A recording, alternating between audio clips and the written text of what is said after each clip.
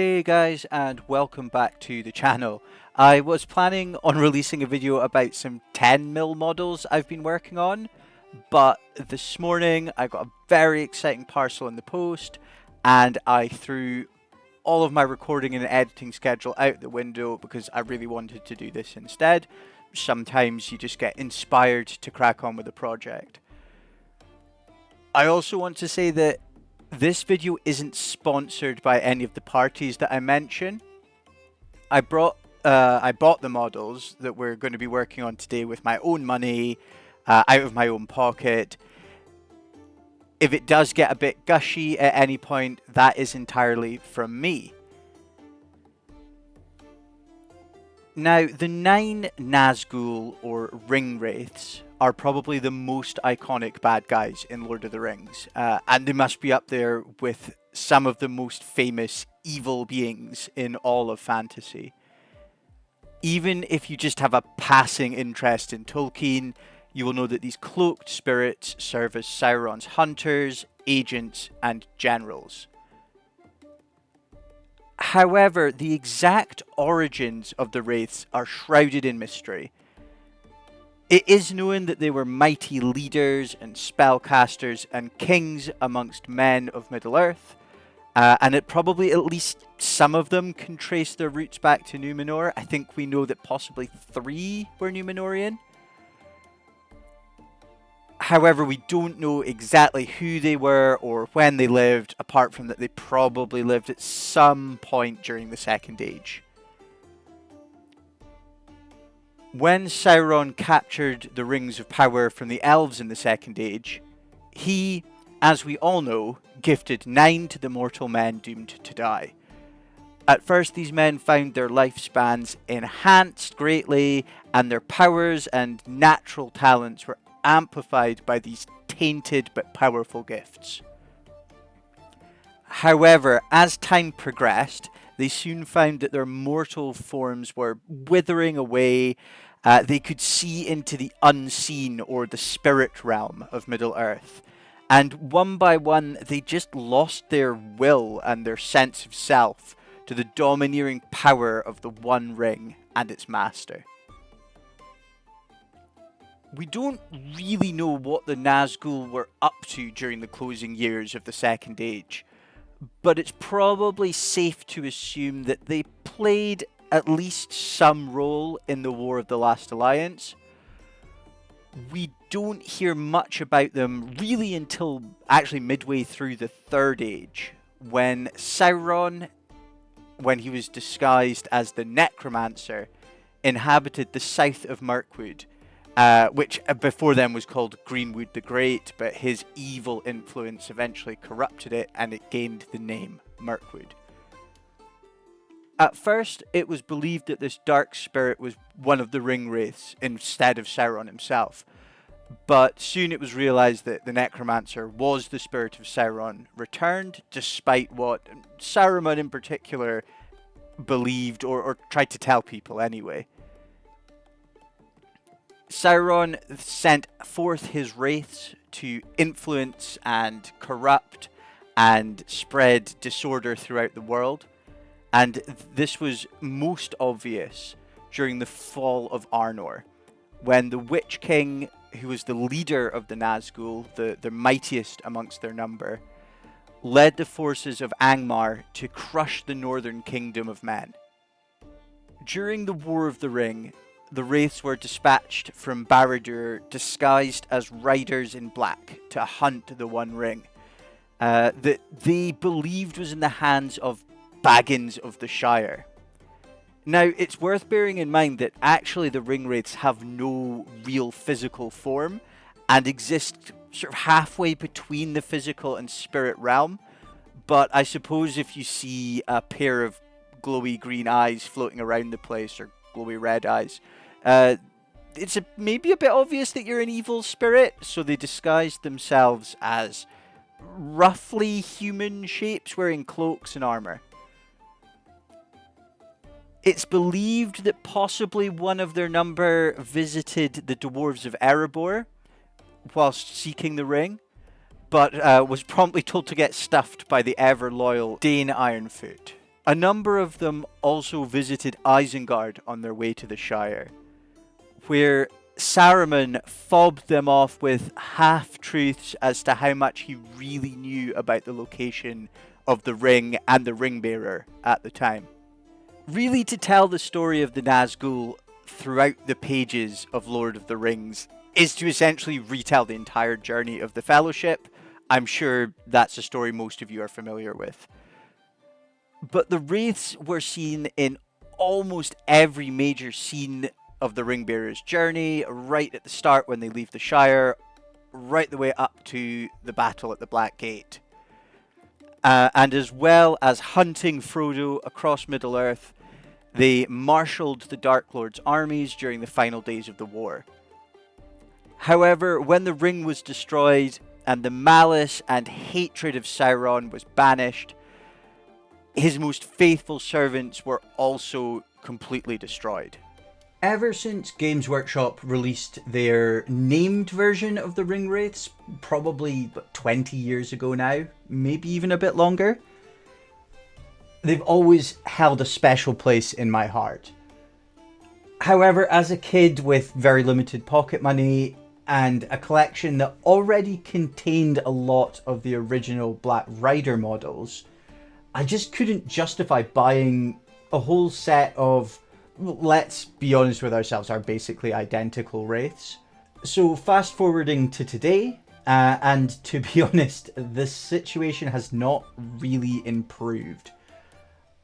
I'm still working on, let's say, limited pocket money, and I just couldn't justify something close to, I think, 150, maybe even 160 pounds on a mix of metal, plastic, and the dreaded Finecast from Games Workshop. But since getting back into Middle-earth strategy battle game over the last 6 months or so, that itch to have all these named Wraiths, or at least models to represent them on the tabletop, returned with a vengeance. At first, I considered kit bashing them.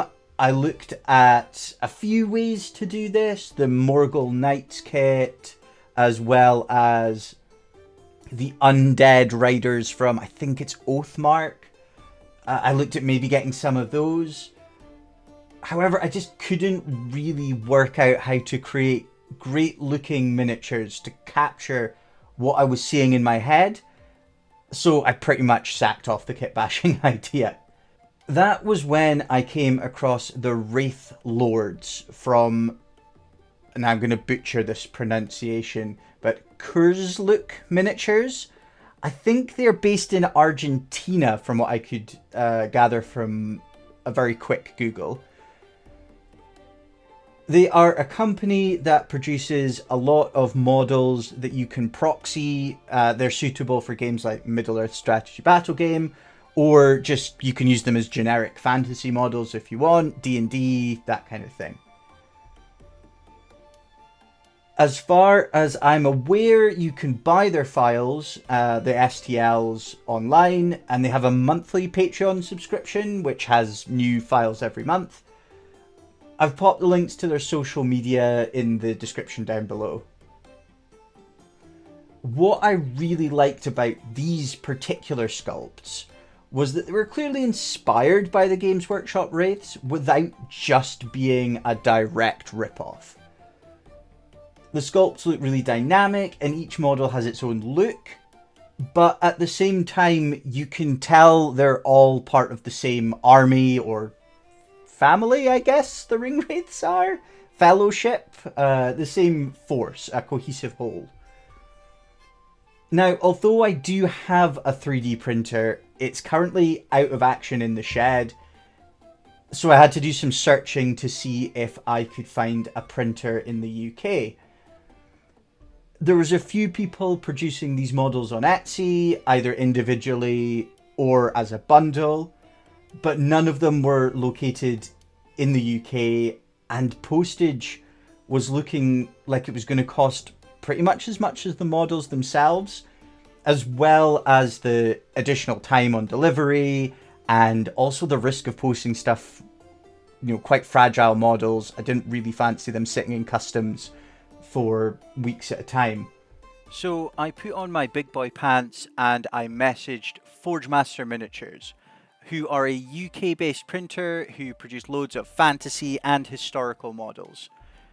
They couldn't have been more helpful when I asked about the particular Wraith models that I was after. They weren't at the time currently available on Forgemaster's website, but they did have the files in their backlog that they needed to upload. So as soon as they were able to, I think the person I was messaging was away on holiday. I assume probably the owner and sole proprietor.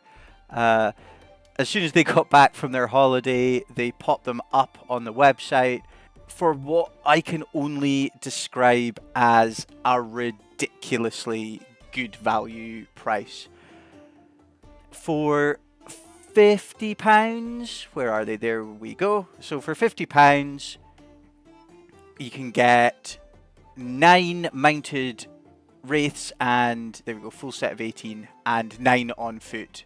Each one's an individual sculpt, so it's not like generic models or generic Wraiths are the same ones recycled. I also got this cool, the model in the middle. Oh, that's not working properly, but the model in the middle you can see there. Clearly, I'm going to be running him as the Witch King, and you get a few options for weapons and a mace and a dagger and a flamey sword. I also purchased this dragony winged wraith.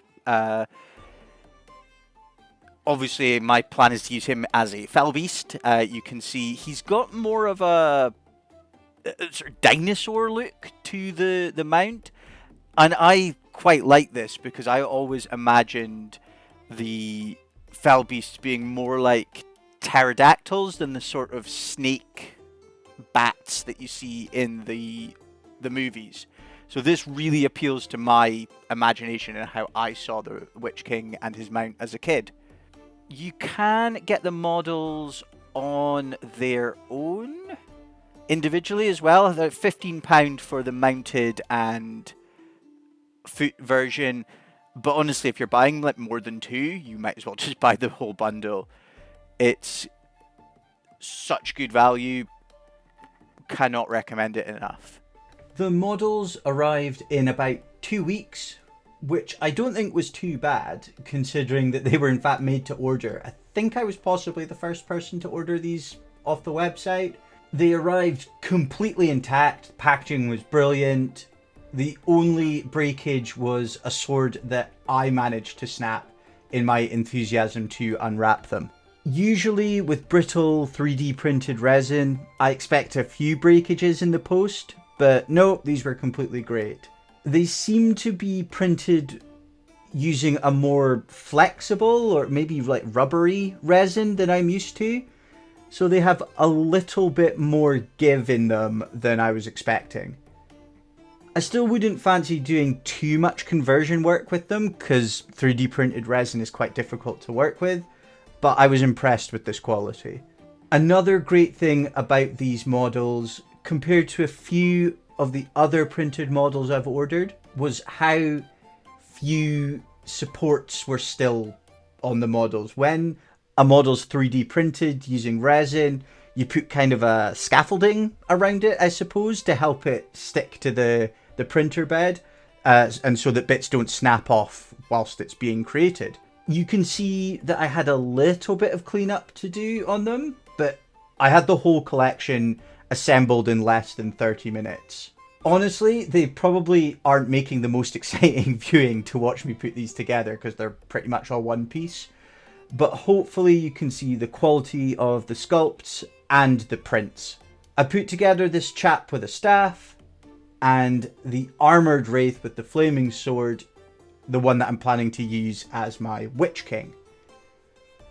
You could probably, with not a huge amount of work, magnetize the various weapons options on this model, but 1, I couldn't be bothered, and 2, I kind of wanted to use some of these bits for conversions in the future. There's a cool mace and a sort of flail thing on a chain that I think will look great maybe on some orcs. Now, whilst you can enjoy me putting these models together very poorly, you can see I was very excited to get them stuck together. I just wanted to take a moment to mention Forgemaster's excellent customer service.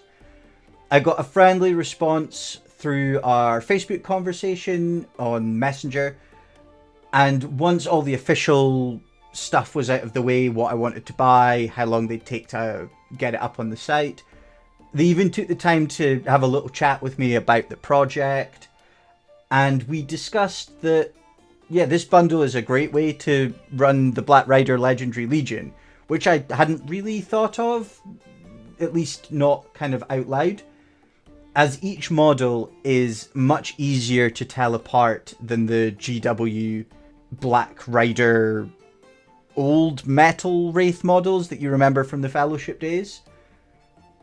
I've popped the link to the Forgemaster store down below as well, so please check them out. They're awesome.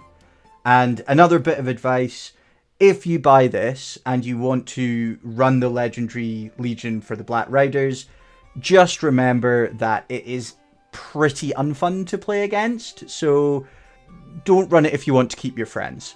So here you can see the assembled 9 Wraiths. Well, 18 I suppose, because you've got the foot and mounted versions. I did paint their names under their bases so I can remember which named Wraith I want to run them as, especially before I get them painted up and put some, different colours to represent their different, I guess, personalities, their different traits on there.